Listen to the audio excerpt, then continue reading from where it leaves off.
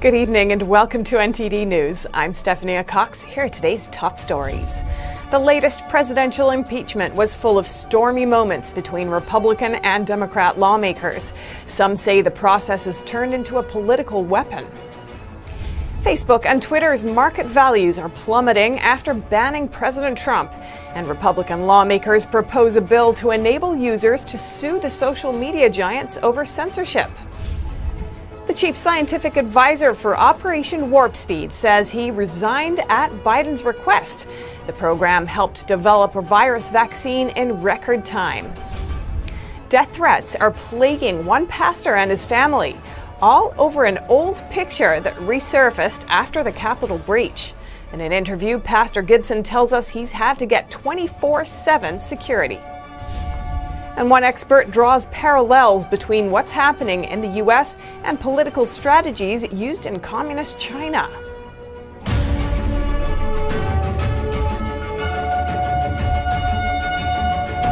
In a statement, President Trump says numbers of military troops in Afghanistan are at a 19-year low. Bringing military troops home has been one of the president's key initiatives. He said troops in Iraq and Syria are also at their lowest point in many years. He added that it's been a great honor rebuilding the military, pointing out he's invested $2.5 trillion in it. The heated impeachment process in the House reflects the division apparent in our country. NTD's Christina Kim takes a closer look. The House Rule Committee temporarily allows members to call the president a racist-in-chief and white supremacist. If we fail to remove a white supremacist president who incited a white supremacist insurrection, it's communities like Missouri's 1st District that suffer the most. Normally, comments or attacks against personality in debate are not allowed.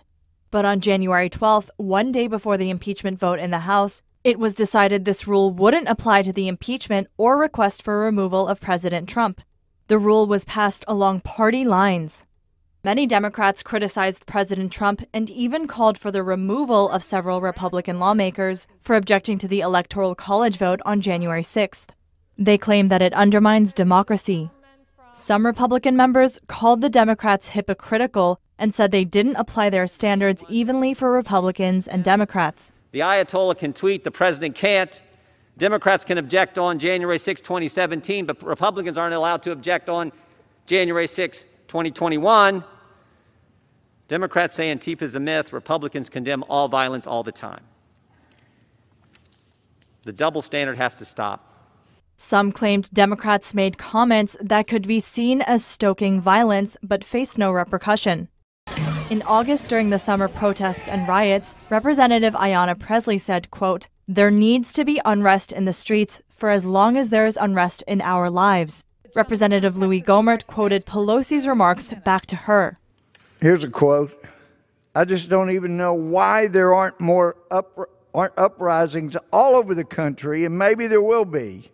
We didn't take those to be impeachable because we didn't believe she surely meant that. But by the Democrats taking this action, you're telling me, no, when we say those, we actually mean to incite violence."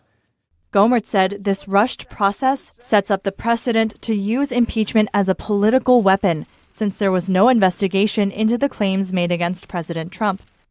Christina Kim, NTD News. And John Sullivan, a Black Lives Matter activist who was seen storming the Capitol, has just been arrested. He's facing charges from the Department of Justice. And there are already talks of impeaching Joe Biden. Republican lawmaker Marjorie Taylor Greene says she will introduce articles of impeachment against Biden on January 21st. She says it's dangerous to have a sitting president who is, quote, willing to abuse the power of the office and be easily bought off by foreign governments, like communist China and Ukraine. Greene says Americans need hope and need to know there are Republicans in Congress who are willing to stand up for them, regardless of the circumstances. And federal agencies are working with the Trump administration to ensure a safe and peaceful transition of power. Various security measures have been taken at the Capitol and across the country. Washington, D.C. is getting a boost in security. Streets once filled with pedestrians and cars now replaced by military vehicles and armed troops. It's an effort to make things as safe and secure as possible for the upcoming inauguration. Vice President Mike Pence said at a security briefing that the Trump administration will work every day to ensure a safe transition of power. As the President made clear yesterday, we are committed to an orderly transition and to a safe inauguration. And the American people deserve nothing less.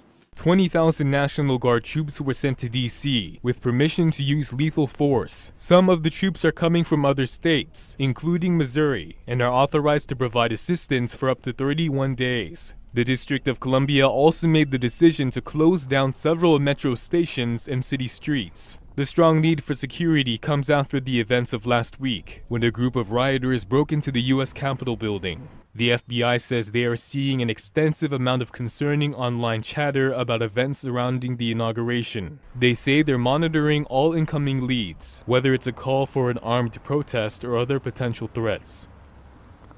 We told you earlier this week that Twitter's share price fell after it banned President Trump. Well, the rout continues. Twitter's down 14% since January 6th. Facebook is down almost 7%. NTD's Grace Coulter has the details. Social media giants are meeting with legal and financial backlash due to their increasing censorship. Facebook and Twitter have seen a combined $51.2 billion drop in market value over the last 2 days since they banned President Trump. A large number of accounts supportive of the president and outspoken about alleged election fraud were also deleted. In the latest purge, Google's YouTube removed new content from Trump's account and suspended his channel for at least a week. The president said on Tuesday that companies like Google, Twitter, and Facebook will fail due to censorship. But I think big tech has made a terrible mistake and very, very bad for our country. And I believe it's going to be a catastrophic mistake for them. But despite the financial backlash, Twitter CEO Jack Dorsey says he stands by the company's decision. He tweeted, "I believe this was the right decision for Twitter." He said that public safety drives their policy and enforcement above all. And for those who Twitter and Facebook removed, you might be able to sue them for censoring or deleting your account, at least in North Dakota. 6 Republican state lawmakers are proposing a bill that could make this possible, but some legal experts say the proposed bill would not have an effect because of Section 230, because the federal law would override the state law. Grace Coulter, NTD News. Operation Warp Speed's chief scientific advisor has resigned at the request of Joe Biden. Dr. Moncef Slaoui submitted his resignation letter on Tuesday.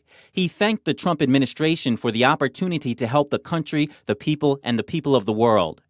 Operation Warp Speed is the Trump administration's initiative to coordinate resources from the private sector and federal government to develop and distribute CCP virus vaccines.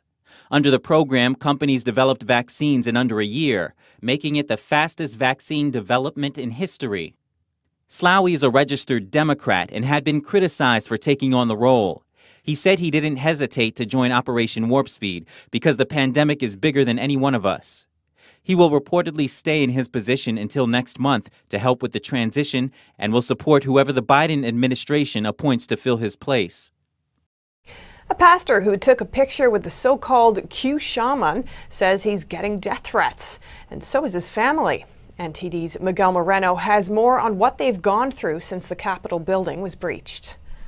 Man, we're gonna have the greatest day. Pastor Brian Gibson prayed with Americans in Washington a day before Congress counted the electoral votes. There he encouraged people to vote out congressmen who don't object to potentially fraudulent results. How many of y'all are believing that the people we elected are gonna do what's right tomorrow? Gibson says he attended President Trump's speech the next day, January 6th, but left with his wife to their hotel before the breach. Only later, they learned about the violence. Regardless, since then, Gibson says people have threatened him and his family with death over an old picture, one of him with an actor who breached the Capitol building dressed in costume. Gibson says he took the photo at a previous rally in Arizona because he thought the man's outfit was memorable. He says he had no idea what actions the man was going to take on January 6th. People took that picture, and then they took the picture of him inside the Capitol and began to accuse me of masterminding the Capitol siege, which is insanity. I take thousands of pictures, selfies. I'm a public figure. From that point on Twitter, on Facebook, on all these social media platforms, people started finding my information, publishing it, saying, let's make this man famous. And thousands of calls, death threats started pouring in. Now many of these threats have made it to his church campuses. Some, he says, have even called for his crucifixion. In light of the recent heavy censoring of conservatives and President Trump, the pastor says the harassment he's facing isn't just about the picture. They were looking for a moment like this. Without a shadow of a doubt, this is a Marxist play. Comes right out of the Marxist handbook. So it's an ideological war. If they cannot control a voice, they want to silence it. And what it really shows is they're afraid of voices, like not just mine, but like the men and women of God across this nation that'll stand up and say, we don't serve you. We answer to a higher authority. But he says he won't bow down to pressure and that he thinks it's time for Americans to come together, be reasonable, and take a strong stand for the Constitution. Miguel Moreno, NTD News. Texas will not be allowed to use blanket vote-by-mail procedures for their elections. The Supreme Court rejected Texas Democrats' bid for universal mail-in ballots. Texas state law allows people to cast absentee ballots without an excuse if they're 65 years old or older. The Texas Democratic Party unsuccessfully argued that this law discriminated against voters based on age, a right protected under the 26th Amendment. Governor Greg Abbott said he, quote, won't compromise election integrity within Texas with voting schemes that are subject to fraud. A China analyst is warning Americans to be cautious of some tactics cropping up in domestic politics. This is because they mirror political campaigns in communist China. In China's political movements, the judicial system exists only in name. If the Communist Party wants to start a campaign against a certain group, a label from the state-controlled media is enough to basically convict a group of people. For example, during the so-called anti-rightist campaign, the CCP labeled people as rightists, or in the Cultural Revolution, they label you as a counter-revolutionary. Even today, many Chinese dissidents are convicted for inciting subversion just because their political opinions differ from the Chinese Communist Party. A China affairs analyst said similar tactics are seen in the U.S. For some, there's no difference between the people who actually committed violence in the U.S. Capitol and those who merely voted for Trump for his policies. The essence is the same, that is, you are guilty for your words and opinions. The judiciary system and due process are gone. The media took their place to convict a huge group of people. Once they are labeled, the whole society will be mobilized to suppress this group of people politically and siege and persecute them in their daily lives. Now in the United States, we are already seeing such phenomena. People who support Trump get kicked off the plane. They are fired by their own companies. He said lawmakers and the media are also treating the Capitol unrest differently than the Black Lives Matter unrest during the summer. He said judging people of different identities differently when they both commit the same actions is an idea originally from communism. In communism, people are divided into the oppressors and the oppressed, and the two are believed to be forever in conflict. In China and the Soviet Union, what they used is social class, separating the poor from the rich, and then creating a division between these two groups of people, as if the Communist Party represented the interests of the poor, and the rich are naturally guilty and bear original sin. Tang says oppressed people are seen in communist ideology as naturally righteous no matter what actions they take. Whether you go to smash and grab, you set things on fire, or do a lot of other bad things, you are still righteous because they are not judging you by your behaviors, whether it's good or bad, but your social identity, which replaced traditional values about right and wrong. He said Americans should be cautious of this line of thinking and not turn to strategies from communist movements. Penny Zhou, NTD News. The number of Americans filing for unemployment for the first time jumped last week. Not the kind of news you like to hear, but it's a sign the labor market is weakening as officials put stricter virus control measures in place. Here's the details. The Labor Department says the number of Americans filing new jobless claims surged to 965,000 last week.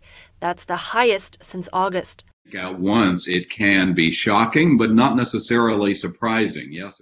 The increase is due to shutdowns and other responses to rising virus cases. Job cuts in the leisure and hospitality sector accounted for the biggest chunk of job losses last month. Another possible factor driving claims higher, many Americans reapplied for benefits after the federal government renewed the unemployment supplement. It also seems some of the job losses are temporary rather than permanent. But Bankrate senior analyst Mark Hamrick says that doesn't make them less significant. It is hope that we'll be able to get the broader part of those who are currently unemployed, roughly 10 million Americans, back to work. But in the meantime, they're struggling. Jobless claims have remained stubbornly high. Hamrick says a recent Bankrate survey put the unemployment rate at roughly 6% at the end of the year. Lawmakers have signaled more relief is on the way. On Thursday night, President-elect Joe Biden will introduce a stimulus package proposal worth about $1.5 trillion. His incoming economic advisor, Brian Deese, says it'll include a long-term recovery plan as well as immediate support for struggling Americans and businesses. We also need to provide significantly more direct relief to families and businesses that are hurting right now. And this is not only the people who have lost their jobs, but also those who have seen their hours cut back or being put in situations where just going to work requires putting their life on the line. We need to provide additional short-term support relief to those families. That'll include rounding out the $2,000 direct payments, which is supported by Democrats and some Republicans. If we get those payments of $2,000, that will help people basically to tide over, at least to some degree, until they are either basically improving their job situation or also replacing some of the income that was lost. Biden's plan will also include funding for speeding up vaccine distribution, money to help reopen schools, as well as for state and local governments to avoid laying off essential workers. Next, we hear from the latest candidate to run for New York City mayor. Former Democratic presidential candidate Andrew Yang tells us about some of his campaign pitches. And a YouTube celebrity takes down a video all about Chinese dumplings. But the reason behind his choice is sparking controversy. That and more after the break.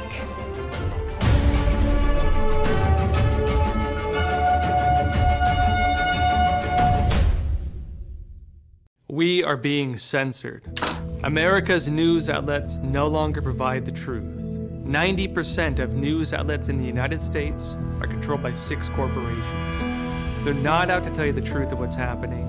They're out to tell you the picture of the world that they represent. The mission of the Epoch Times is to chase the truth, to ground all statements in facts, and prevent people from being misled. The Epoch Times is independent. We're not controlled by any special interests, and we never will be. The Epoch Times is a non-partisan media. That means we don't stand for any political party. This is a battle between truth and deceit, a battle between forces that would ensnare this country in ignorance, and between a media that wants to present you with the truth. Subscribe today and join the Americans who are seeking truth and tradition. We'd love to have you on board.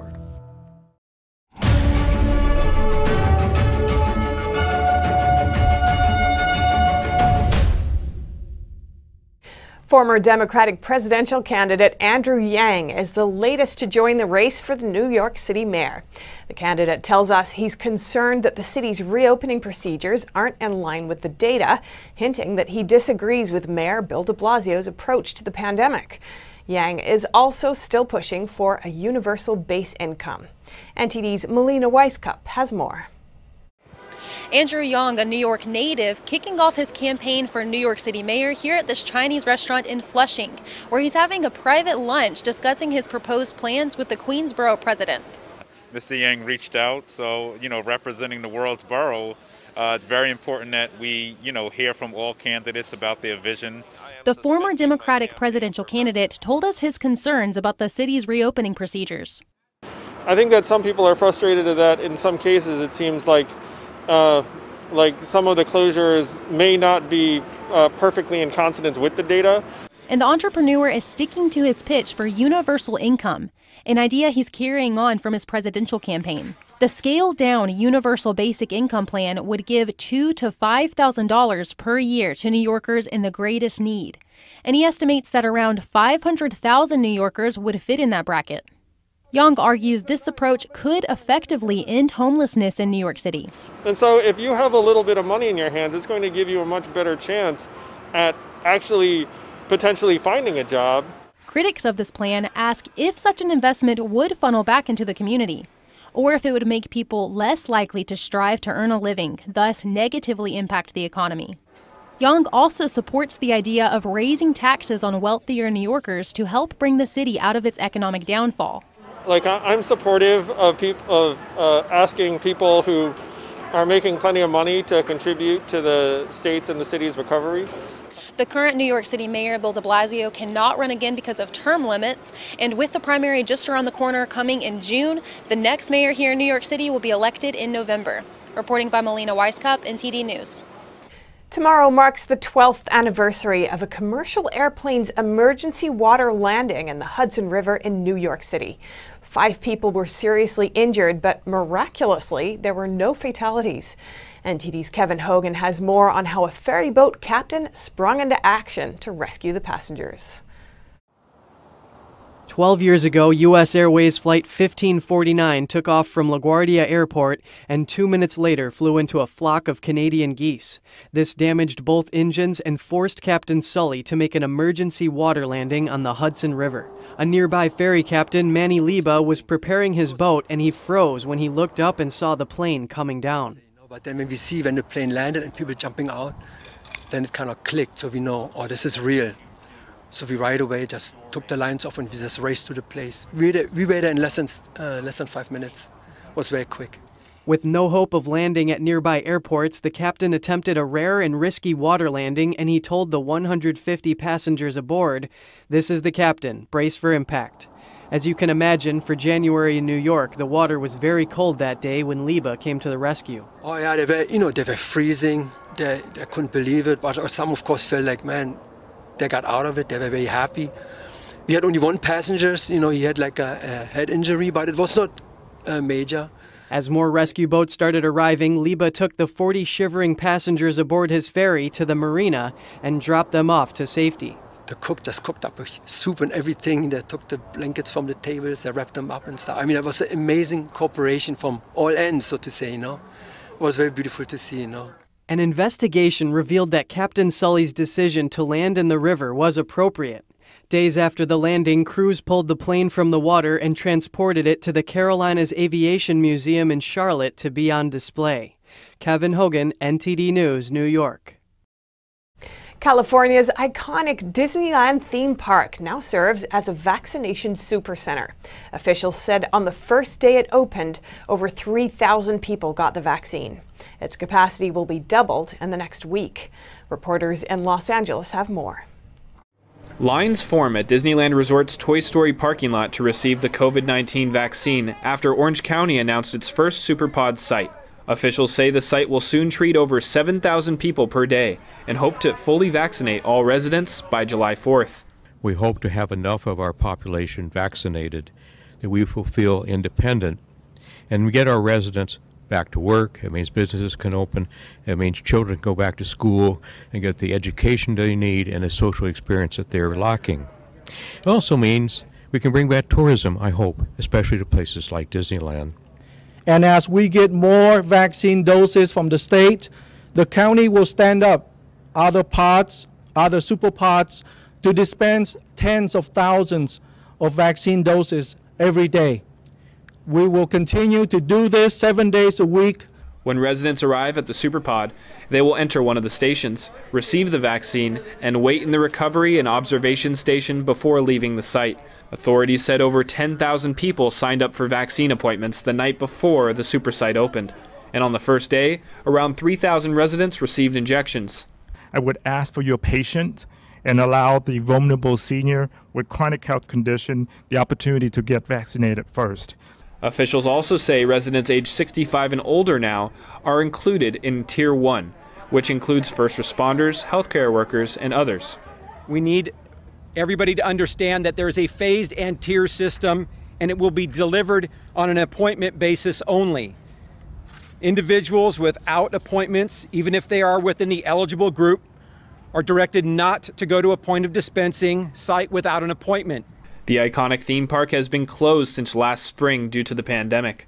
Officials say it is one of the many vaccine super sites in Southern California, with more coming up in the following weeks. Los Angeles plans to turn the famous Dodger Stadium into a vaccination distribution center that can vaccinate 12,000 people per day. Reporting by Brandon Dre and Zach Lee, NTD News, Los Angeles. A famous YouTuber is now sparking controversy after he took down a video on dumplings, all because of a guest he invited. We talked to the guest in the video, and here's what he has to say. Our reporter Juliette Song has the story. A famous YouTuber is facing criticism after he removed a video about dumplings.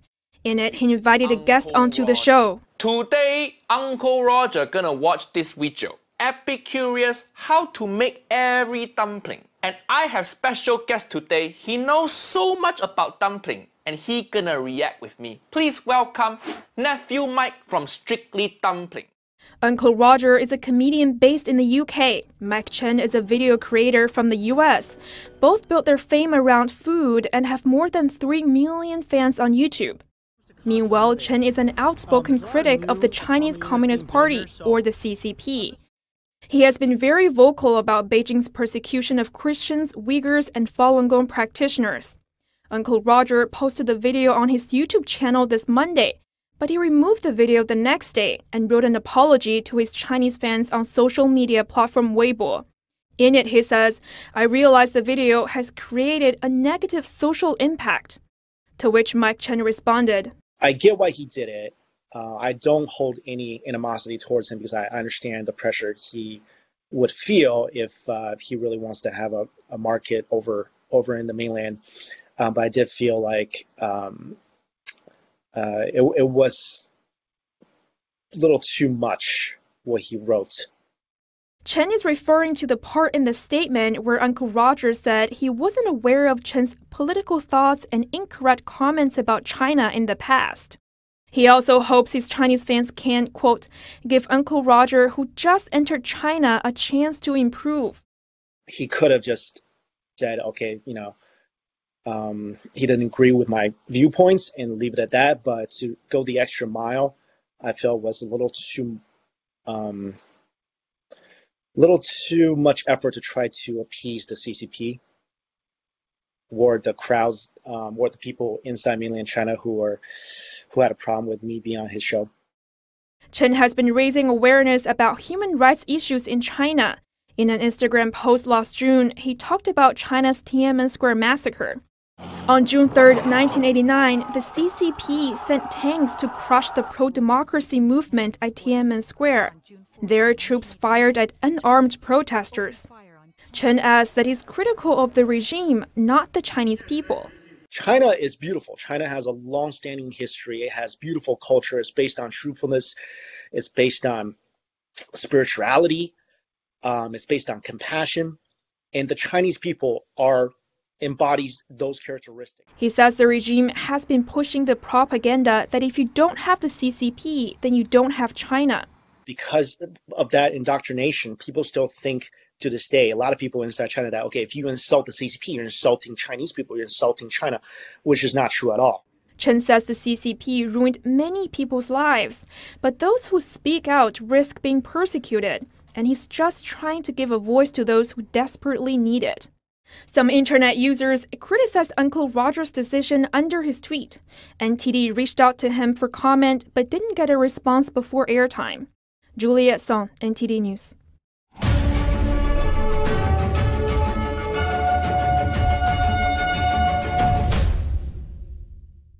If you're like me, and I think it's actually most of us, then you're getting really fed up with the nonsense going on inside the banking system. I mean, we've worked hard our entire lives to retire comfortably. We just recovered from the crash of 2008, and it seems like it's about to happen all over again. Look at the too big to fail banks. They're only getting bigger as the Fed hands them trillions of dollars daily, while simple folks like you and me, we're only getting the short end of the stick. That's why I'm glad I found this book called the Bank Failure Survival Guide. Give us a call, and we'll send you a free copy with no obligations whatsoever. Just one American to another, telling you about some options that you might not have considered. Call 866-239-2619 today for your free copy of the Bank Failure Survival Guide. That's 866-239-2619. Is deep sea fish oil really healthy? Due to pollution in the oceans, most fish contain heavy metal elements and radioactive substances. That's why it's so important to choose a pure source of omega-3. Puritan green vegetable omega-3 is made from purslane and perilla seeds, which are rich in nutrients and minerals, especially vitamins A, D, E, calcium, and iron. With natural processing and no harmful chemical additives, it has more than 90% concentration of omegas-3, 6, 7, and 9. It effectively improves brain power and is beneficial to the heart's health. Puritan omega-3 does not smell of fish and contains no pollutants, so both adults and children can safely and easily consume it over a long period of time. Puritan green vegetable omega-3. Eat 2 a day and you'll feel brand new!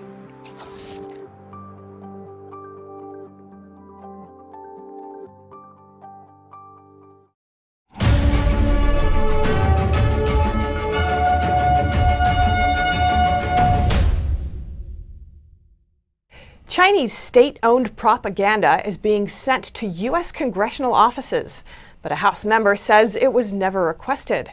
She's questioning why it's being distributed. NTD's Tiffany Amaya brings us more on those concerns. A Chinese Communist Party or CCP propaganda newspaper is currently delivered to congressional offices of U.S. House members. Last week, however, a Republican Congresswoman urged House Speaker Nancy Pelosi to stop the distribution. In her letter, Representative Ashley Hinson wrote, quote, "This dangerous propaganda is owned, paid for, and written by the CCP."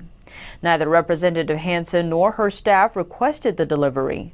She added in her letter, quote, "This offensive garbage should not be automatically distributed to congressional offices at the cost of American taxpayers." The newspaper China Daily is headquartered in Beijing.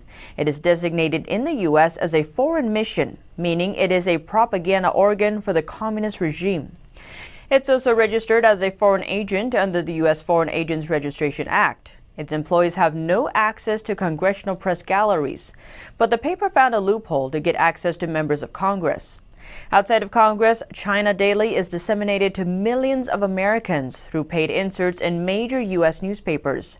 These newspapers include the Wall Street Journal, the Los Angeles Times, and Foreign Policy. A House officer says China Daily comes in a packet, and the National News Agency distributes the packets to Congress. The distribution company is based in Maryland. Dave Gasparetti is the vice president for public relations at the National News Agency. In an interview, he initially denied that China Daily is among the publications his company distributes to congressional offices. But he then adds, quote, "What we deliver is proprietary, and I don't have to tell you." And a senior NASA scientist is coming clean about his China ties. He's pleading guilty on Wednesday to lying about his involvement in a Chinese talent scout program. Prosecutors say the researcher participated in the 1,000 Talents program, a Chinese state-run initiative to recruit people who have knowledge of foreign technology. The Justice Department says the program encourages researchers to develop relationships with China in exchange for grants. The scientist reportedly hid his involvement from NASA and the U.S. Office of Government Ethics.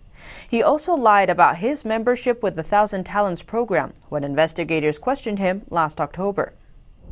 President Trump is ramping up the crackdown on money flowing to China. A new executive order requires American investors to get rid of their securities holdings tied to Beijing. The order applies to securities from Chinese companies blacklisted by the Pentagon for their ties to the Chinese military.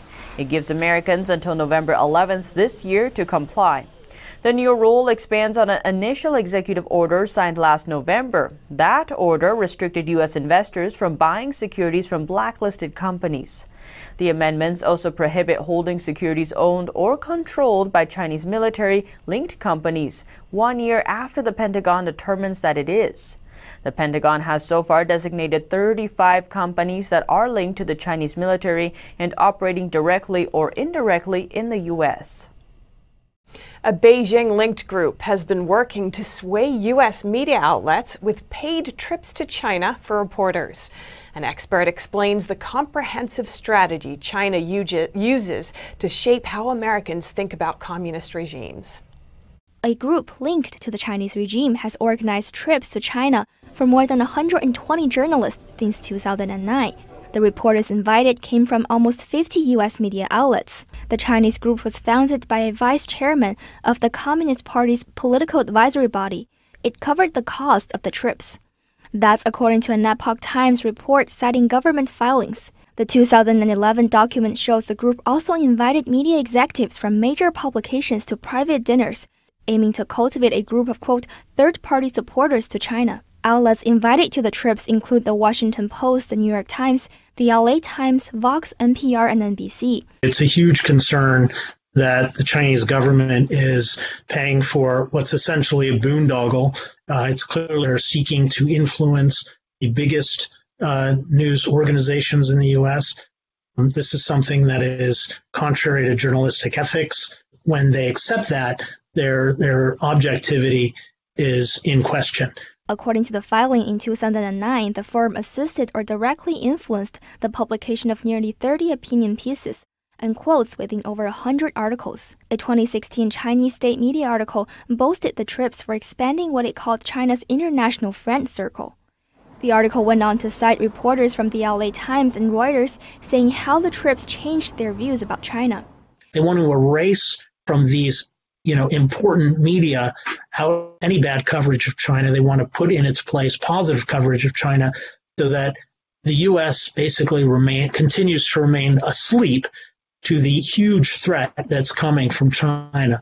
And I think they're quite successful at this. I mean, Other than the trips, Beijing also paid for inserts in American newspapers and funding the publications through online advertising. Dr. Kaur also detailed another way the Chinese regime achieves positive coverage. It often grants special access for reporters who are more positive about China and restricting visas for those who are not. That creates this huge, powerful effect of positive reporting on China.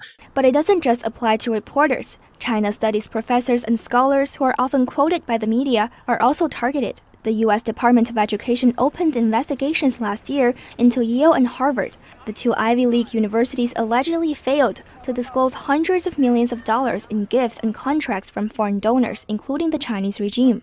And it's not necessarily Chinese people. You have Americans who make huge donations to elite universities who are making a lot of money in China. Dr. Kaur says given the Chinese regime's poor human rights record and aggression towards other countries, the U.S. should keep its distance and not go back to the engagement policies embraced by previous administrations. Penny Zhou, NTD News. A bar owner in New York City is selling, but he won't take regular money. Find out what he's asking for after the break.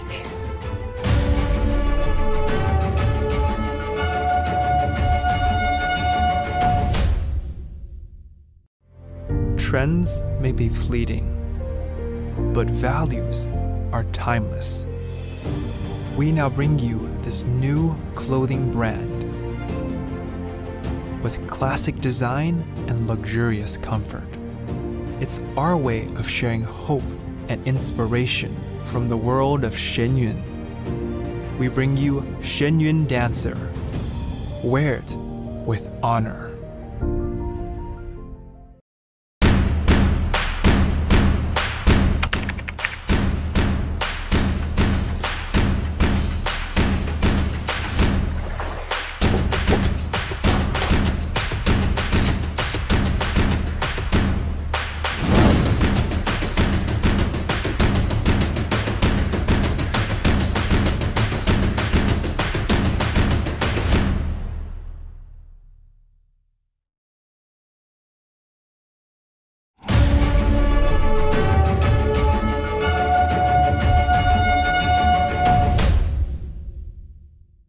The CEO of Airbnb says the pandemic has fundamentally transformed how people will travel. He predicts smaller communities will see an uptick in tourists, while large attractions may lose popularity.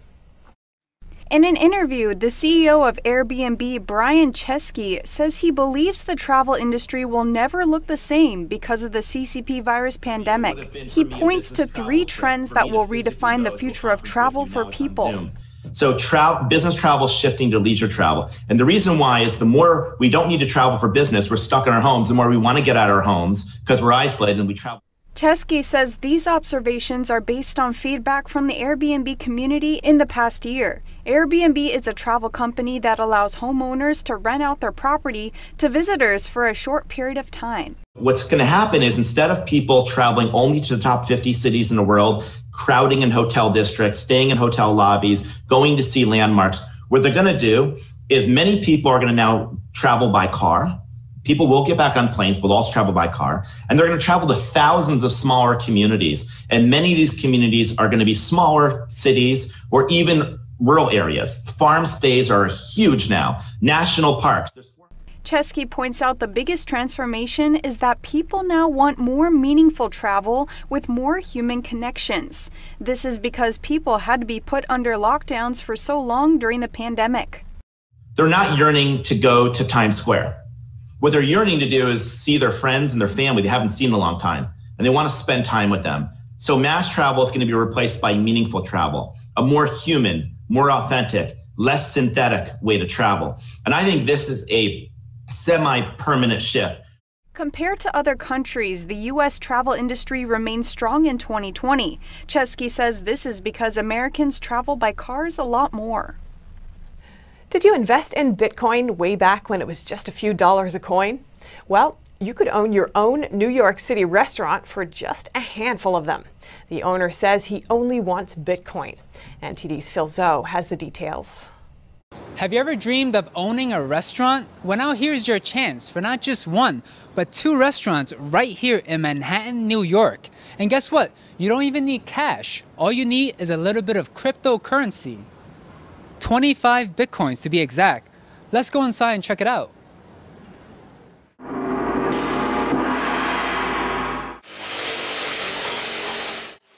Patrick Hughes is the owner of Scruffy Duffy's and Hellcat Annie's Bar in Hell's Kitchen, New York. One of them has even won as top 5 bar in the city. Hughes is selling both restaurants for 25 Bitcoins, a $1 million value as of Thursday. Selling the traditional way has been difficult. He needed to get creative. Trying to sell the bars the traditional way, there was nobody interested. Everybody in my business is suffering this. So I said, you know, there's probably a cryptocurrency person out there that has large amounts of cryptocurrency on their wallet or in their Coinbase account. And I said, I'm going to try and tap into those guys. But Hughes does not recommend everyone to do the same. He made his money working day and night at the restaurants and investing in stocks. He says cryptocurrency still has big concerns. HSBC Bank just said they're not going to allow their crypto transfers to be converted into cash. But I said, oh, initially I was afraid. I said, well, that doesn't sound good if other banks start following suit. But if that happens, he'll just continue transacting with people in cryptocurrency within the community. In the end, Hughes still believes in traditional methods like investing for the long term and not for the short term. I'm really not in the business of trading crypto as a business. I just kind of like to invest in things long term and let them grow. So far, Hughes has been getting many calls, but no serious offers just yet. The owner says whether he sells or not, he still believes in cryptocurrency. But some experts say Bitcoin could be dangerous. The last time it hit a record was in 2017 when it was valued at $20,000. But in a short period of time, it dropped over 80% to just $3,000. So buyers beware. Reporting in New York, Phil Zoe, NTD News. Up next, a top British lawyer is hired by the Hong Kong government to prosecute pro-democracy activists. But one of his colleagues says he should think twice. And many of the 200,000 restaurants in France risk closing forever because of lockdown measures. One chef is reopening his restaurant, defying the government orders. That and more when we return.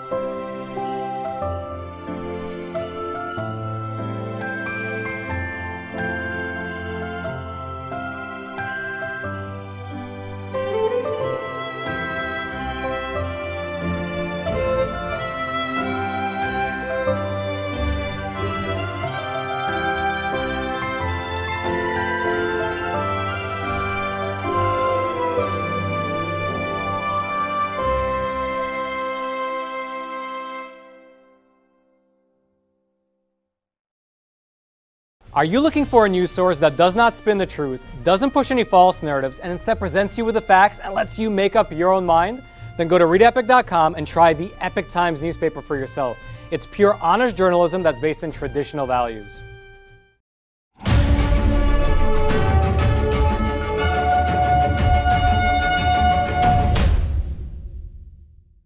Over to Europe. The international community condemns the crackdown of pro-democracy activists in Hong Kong, but one British lawyer is prosecuting them on behalf of the Hong Kong government.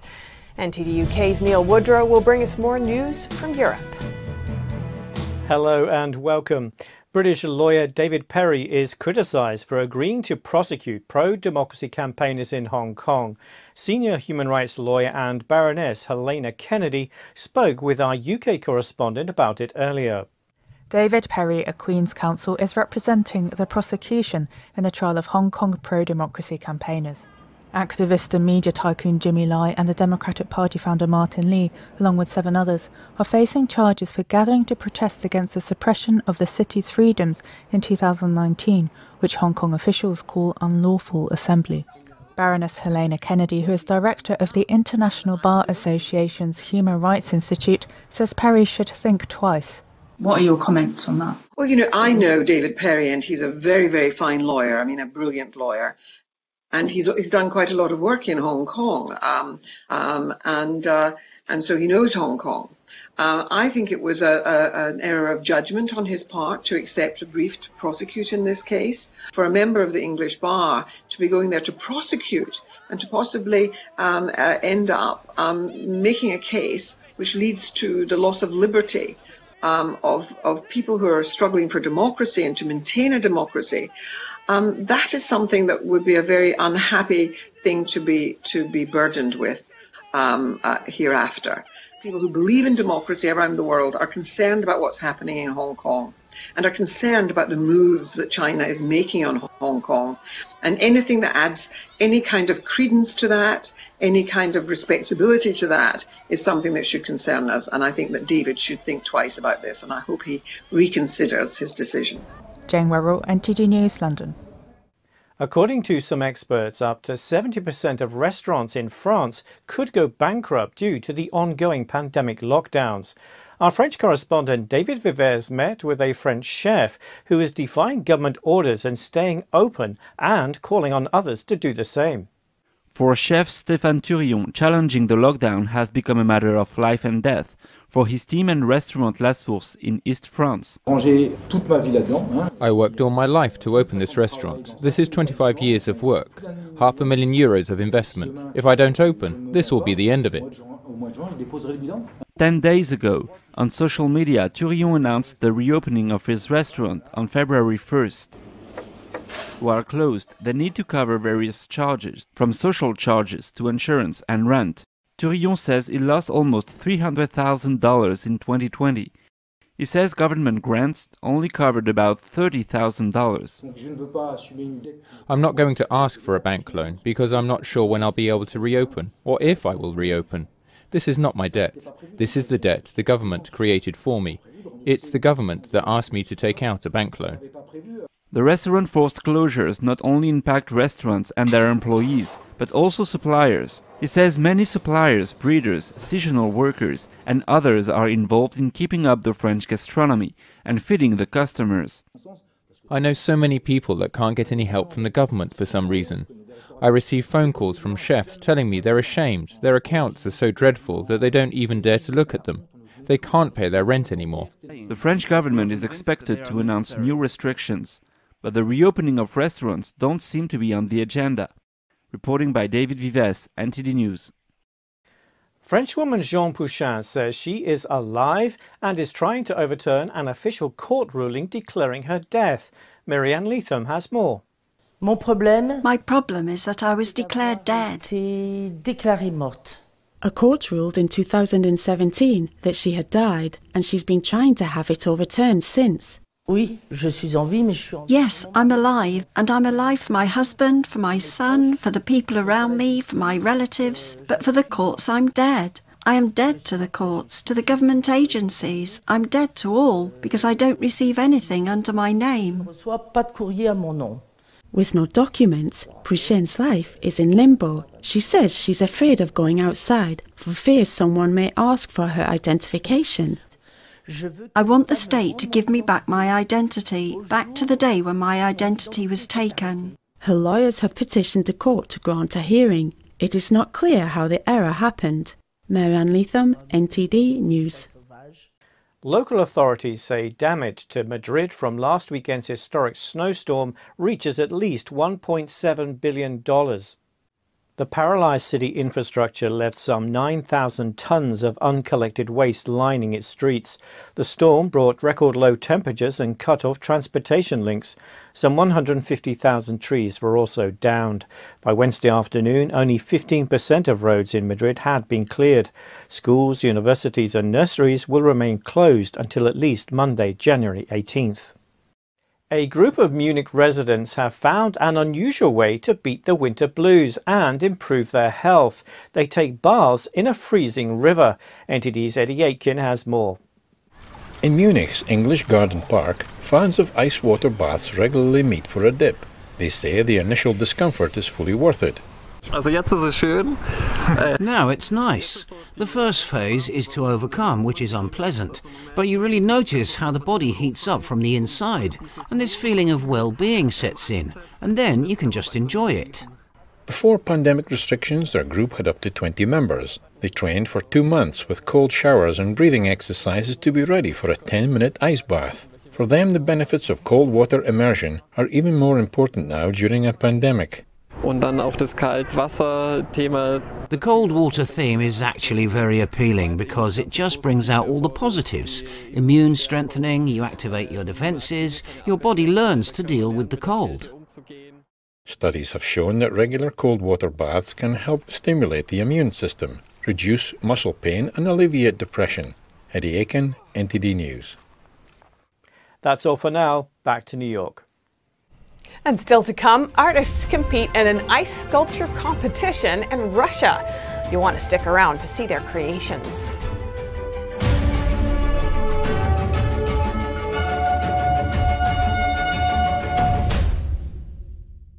When you look at TV networks in America, a soundbite and bite-it-out culture prevails on news and commentary programs. As a Canadian, I'm fascinated with America, and I wanted to offer American thought leaders an opportunity to share their thoughts in a deep dive format, where we can explore their ideas together. And so American Thought Leaders was born. The world's most brilliant thinkers believed that open discourse was the key to greatness. However, all around the world, we see that discourse is being stifled and political agendas have subverted media. The Epoch Times launched its Global Thought Leaders program to bring back this great tradition of free thought. As the host of American Thought Leaders, every week I interview some of the most intriguing minds on the most pressing issues of our time. Be sure to check out our new episodes every week.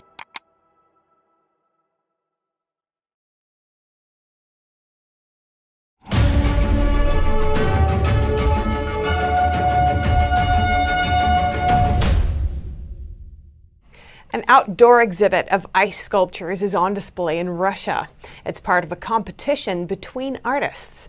Let's take a look. Here in Perm, the 7th Russian competition in snow and ice sculpture is underway. Participants are busy chipping away at their icy canvases. 30 participants from 14 cities in Russia and Belarus are creating unique ice sculptures in the city center.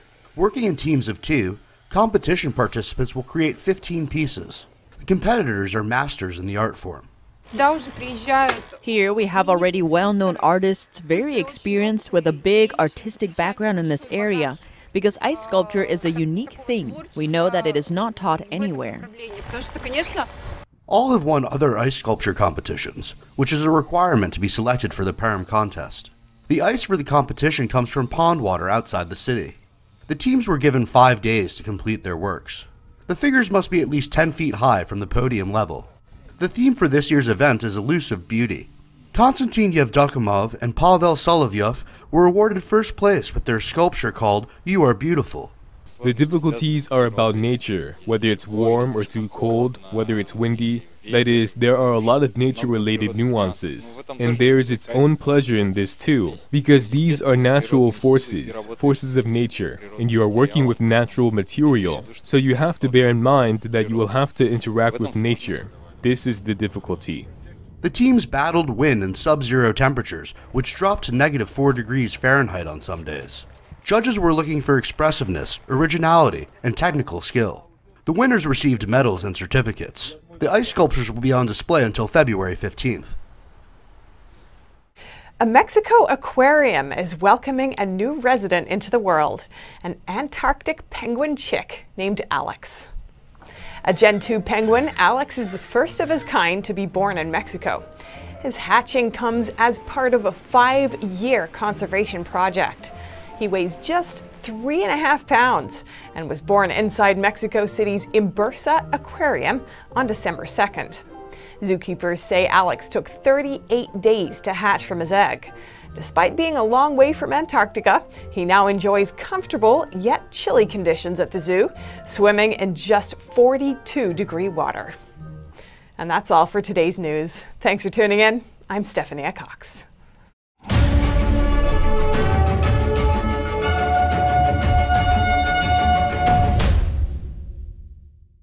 Hi, we're happy to announce that you can also catch us on cable TV now. Millions of households already choose us as one of their trusted news sources, and you can too. You can watch us in Chicago, Washington, D.C., New York, and many other cities as well. And if your system doesn't carry NTD yet, you can just give them a quick call and request NTD on your cable